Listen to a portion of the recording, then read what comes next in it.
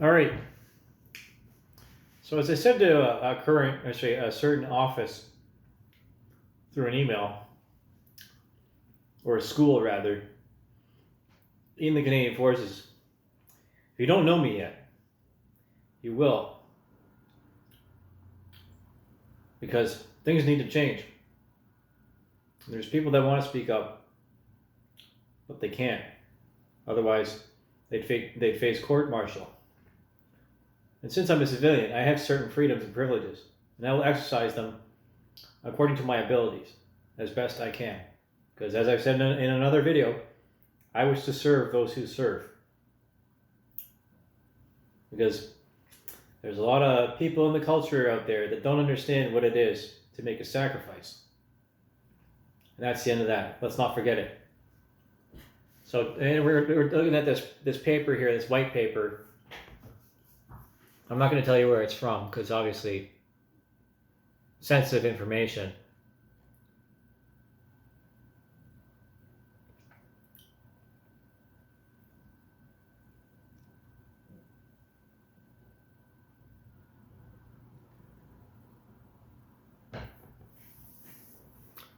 And disasters and incidents, and okay, so back to that. And the introduction is here too. I'm not going to go over the abstract because it comes down. What it comes down to is if I can find this information, imagine what our opponents can find. You know, if you don't want it to be online, it shouldn't be online. It should be distributed classically, or talked about in a classroom.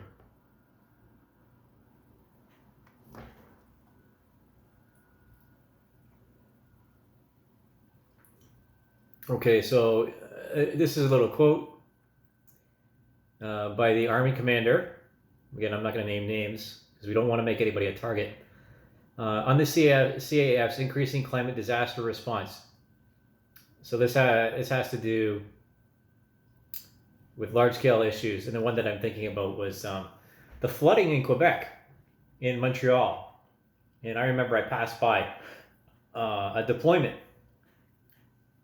in a suburban neighborhood. I was walking right by it, and I was there for training at ESAM, if I remember correctly.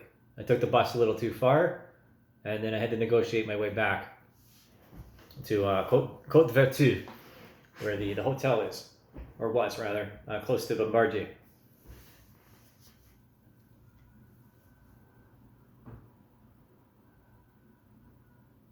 Okay, the government of Canada's 27 defense policies, strong, secure, engaged, signaled a systemic change in defense planning and budgeting as it was specifically built around people. Okay, well that's great, but you know, actions speak louder than words. And I know there's only so much you can do with a budget. And you know, obviously Canada is famous for doing so much with so little. And that every person in the Canadian Forces is a deadly soldier. Absolutely, just like the Marines, and that should be kept with. There's not enough personnel to go around.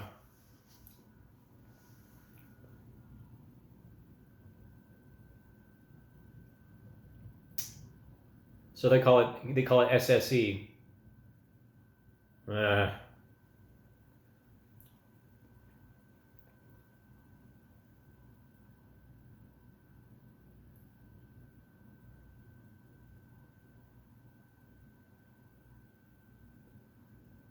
Frequency of domestic operational deployments has significant impacts on the business of defense personnel management. For example, in June 2019, the Chief of Defense Staff, General so-and-so acknowledged in an interview that Canadian Broadcasting Corporation that the force structure of the CEF is probably too small to be able to deal with all the tasks it has anticipated. The institution got it wrong in terms of an organization and efficient force structure.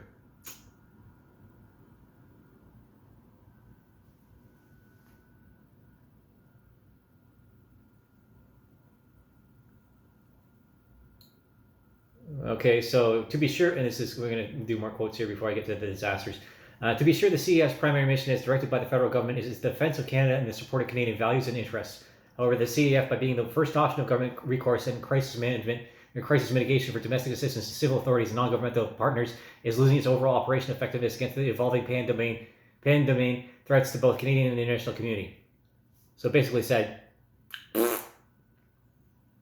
zut alors, tabarnak.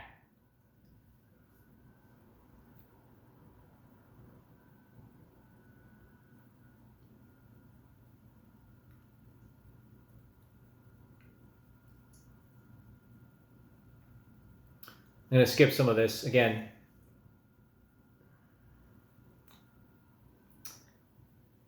Personnel, yeah, so again, notwithstanding the aforementioned limitations are not included to the analysis that the totals are calculated based on the personnel availability. A best case scenario, the CEF can expect to deploy contribute upwards of 39,000 personnel in a given year for naval operations at home and abroad. Of note, the total approximately 40% of the CEF's deployable effective strength. So basically, zit alors, tabarnak.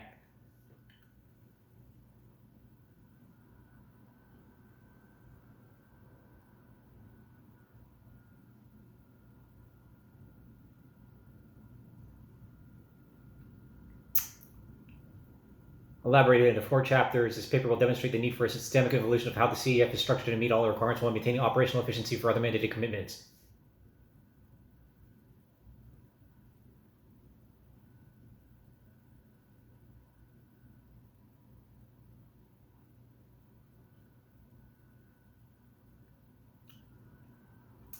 Literature review. Certain little things out of context. Professor at both the RMC of Canada and Queen's University, well as columnist with the Globe and Mail, suggests that domestic operations are now a critical mission of the CEF that parallels expeditionary operations, and that CJOC needs a dedicated joint task force for domestic operations composed of regular and reserve forces. And then here's this guy, General Rick Hillier. He was popular, he was really out there, like the soldier, boots on the ground kind of fellow. Had a new plan for CF transformation. His vision analyzed in the book Inside Canadian Forces Transformation, Institutional Leadership as a Catalyst for Change, by Lieutenant General retired Michael K. Jeffrey, was to transform the industrial warfare culture of the CEF and solve many institutional problems, which mostly, notably the high, indeed unsustainable operational tempo, which is exacerbated by the reduction in personnel capacity. You see, this is where propaganda and the culture interlink with defense, and the overextension, as it's talking about in the introduction here. In that, people didn't want to join the forces because of special interests and because the promotion of special interest groups and people who are promoted for example instead of competency, and so then you get attrition. There goes the base.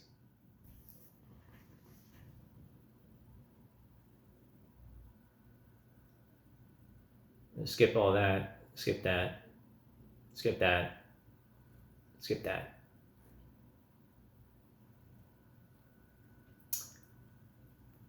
And we'll go right to the conclusion here. There's no debating the importance of domestic operations in Canada as a consumerate with the CEF's primary role and mission. However, there is a growing trend for government pendulum swifting in attitudes toward the overseas use of the CEF in domestic emergencies. So basically, you look at DART, and that is as far as I can tell, the most mobile of expeditionary forces, but if you're going to ask me, then the entire forces has to be that mobile, but not at the, as it's saying, by the requirements of previous. It has to change. And again, if I'm going to relate this to propaganda, the propaganda is really prevalent within inside militaries against its own people, is about the yes we can attitude, but without the resources and without the funding, nothing happens.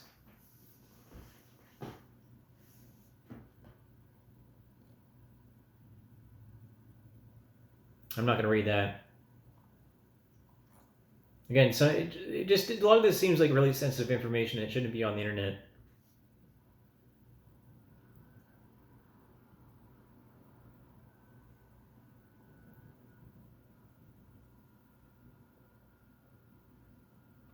Like maybe a watered down version should be on the internet for this.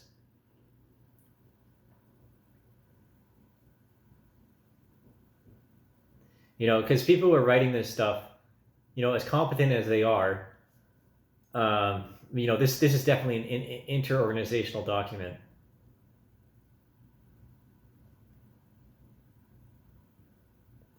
Natural disasters, conflict, and technology incidents in Canada 2000 to 2020. Okay, so this is where I would really wanted to do.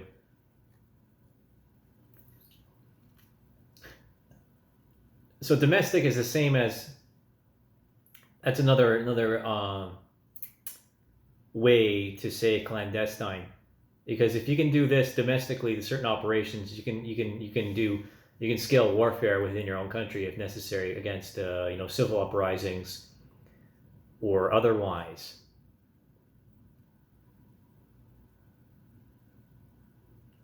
I'm going to skip that. You know, there we go. Okay, so yeah, that's what I was saying. Calling the CAF, furthermore, SSE only skirts around the same topic by calling SCF a multi-purpose combat-ready force, and that it has 8 core missions. However, since the publication of Canada's first defense strategy in 2008 and SSE in 2017, there has been greater emphasis by the federal government and DND about the CAF's responsibility and expectations to Canadian society in response to natural disasters. Yeah. Thankfully, that worked, you know, with what happened in British Columbia. But, you know, the equipment failures and the design flaws and the rushing through, which is always emblematic of you know, the interconnectedness of you know, the defense contractors and the military itself, with politicians making deals that you know, the soldier on the ground has to pay for.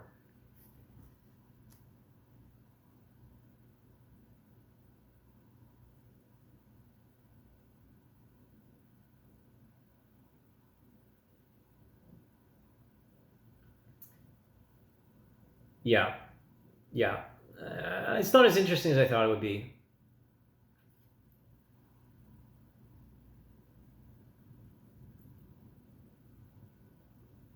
Emergencies Act, War Measures Act, Militia Act, aid of civil power. So these are all the means by which, you know, consent is manufactured, and that's what happened with COVID. You know, with the enactment of the War Measures Act, basically, and you know, a lot of personnel not wanting to have to follow through with the transportation and distribution of the vaccine, and then being coerced with threats of court martials and so forth. And there's historical context for soldiers being used as, or enlisted people being used as guinea pigs. You think about, let's see, what's the one I want to think about? Not polio vaccines, malaria vaccines, and Agent Orange, or Gulf War syndrome. Along those lines, exposure to environmental contamination, and then there's no support thereafter because, you know, some politician or some higher up is like, there's no proof for it. There's no proof for it when the condition is right there in front of you to be treated, or there's, you know, there's no further research. There's no resources for the research, because like, who cares about the soldier, right? Well, whatever, buddy. You signed your life over to the country, so out you go. No pension. You didn't put your 12 years in.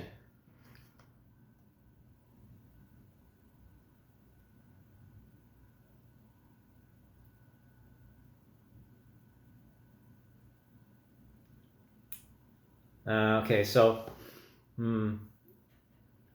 although some argue, again, this is a little dated now because things change very quickly after with the internet, with the bandwidth and so forth. You know, I'll take this paragraph out of context. Although some argue that globalization is intensifying and is the cause for greater military interventions in domestic preparation and response, climate change and the resulting natural disasters have also certainly had signified impacts on recent CAF deployments. Now, see, climate change is a problem. You know, it's an ideology. It's a theory. It's a theory. It's not a law. It can't be. It hasn't been confirmed, and the models that are used don't necessarily account for the sun. And there's some, you know, heretic knowledge out there that shows that, you know, with the increase in temperature, or if the carbon content in the atmosphere follows with it by a separation of about 10 years. Let's see. So shots fired right there. You know, from a worn-out battle rifle that needs to be replaced. That's what I'm going to say, because information, you know, being the tip of the spear.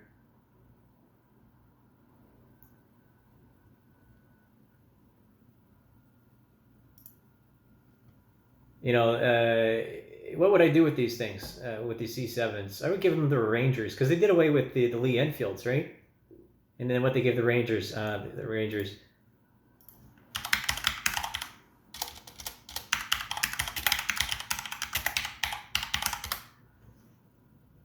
they gave them the C19, which is, you know, more than likely a very nice. Oh, yeah, it's the Tika T3. It's very nice, yeah.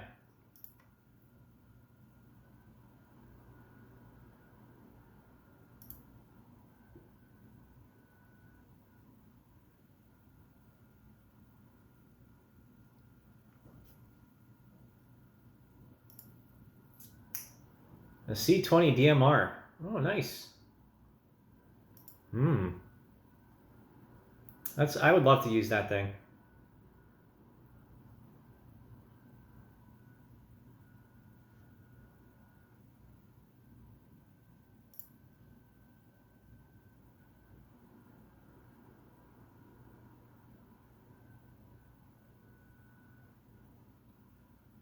All right, yeah, I got enough of that. So then I'm going to move on to the F-35 while I still got some time here.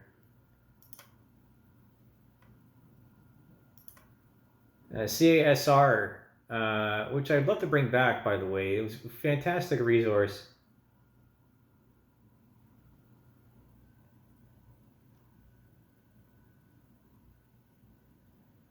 D&D news, background is relevant to procurement. So let's do D&D government 2007, 2006. The Aurora Incremental Modernization Program. Actros, Armored Heavy Vehicle, Support Vehicle. Road opening vehicles, so mine clearing, Cougar, Buffalo, and Husky. AMIRS, targeting pod.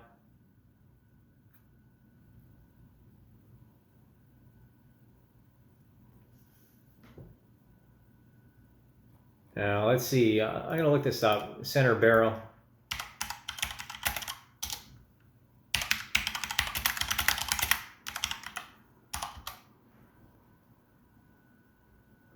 Flight ready. FA-18 center barrel replacement on YouTube.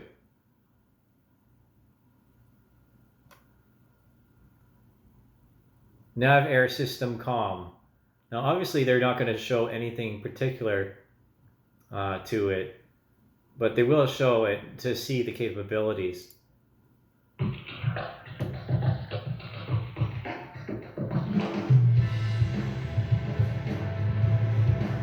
These are aging aircraft, and we still have a war going on, so we still need aircraft out there. Our main function here at FRC Southeast is to replace the center barrel on F-18 aircraft. What this does is it extends the life from 6,000 flight hours out to 10,000 flight hours. Center barrel is like the backbone of the airplane. The wings attached to the center barrel and main landing gear attaches to the center barrel, plus it's in the center of the aircraft. That takes most of the stress.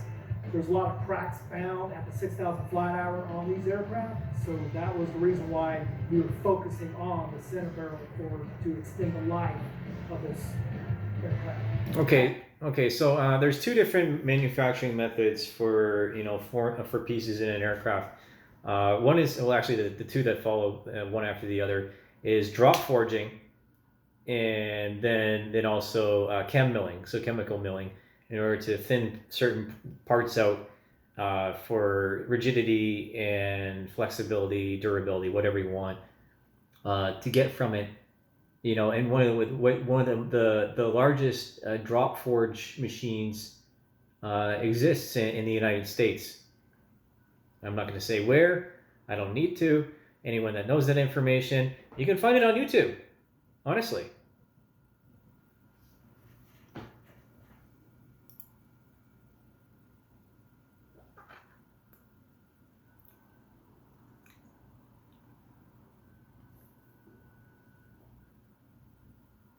So, okay, 4,000 hours life extension from that one operation, you know, and what the Canadian Hornets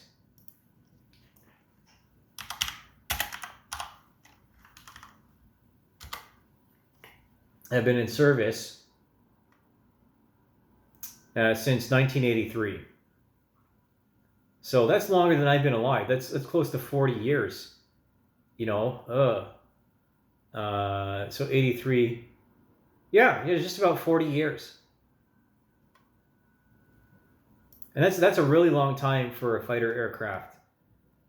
And that concerns me, especially when it comes down to prioritization of inspections and of the metallurgy itself. But this is already well known, and hence why the whole reason with the F-35. But the problem is with the F-35 is that all of the political stuff that happens in the middle of it that has exacerbated the situation, and it basically leads and puts pilots' lives at risk. And like fighter pilots are a rare breed, especially in the Canadian forces. And to put their lives at risk needlessly is irresponsible, and frankly, it's murder. It's murder waiting to happen by negligence. And the same with the tutors. When I was close to the tutors, I couldn't even just recently in British Columbia, I couldn't even go up to the service members or even talk to them. I was just like, oh my goodness, do they know? Do they know how old those airframes are? How many flight hours are on them? Do they know the metallurgy and where the cracks come from and so on and so forth, and how they propagate? Like, how ready is that aircraft? That raises a lot of questions. You're considering the tutor. Let's look at this. CT-144.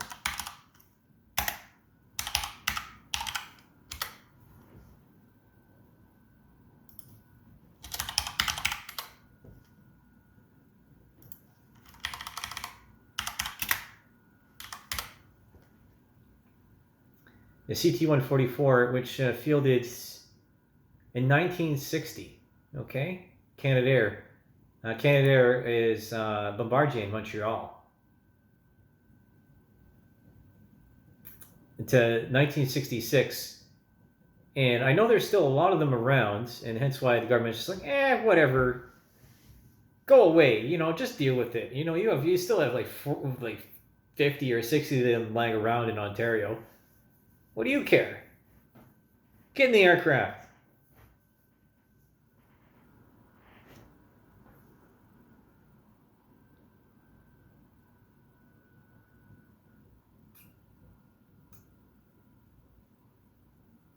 Yeah. Yeah. What can I say? Again, I don't say these things to make you scared. But information is power. And the more information that you have, again, by the Roundel, the key to power is knowledge. And when you have that, you need to stand up for the airframe and the person that's getting into that aircraft. I guarantee you won't get court-martialed for it.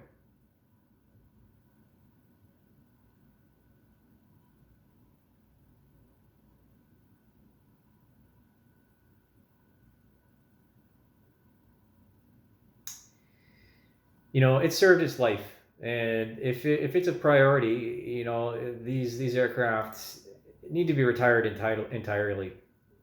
They really do. We need a clandestine trainer.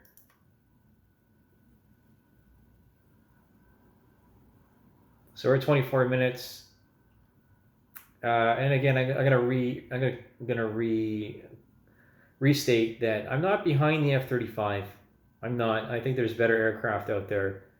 And again, there's better equipment. There's a lot of things that have to happen in the Canadian Forces right now that the propaganda works against, and through misinformation or ignorance and persuasion and coercion from the defense industry and vice versa. The revolving door of politics and industry. that prevents, operational capacity and capability.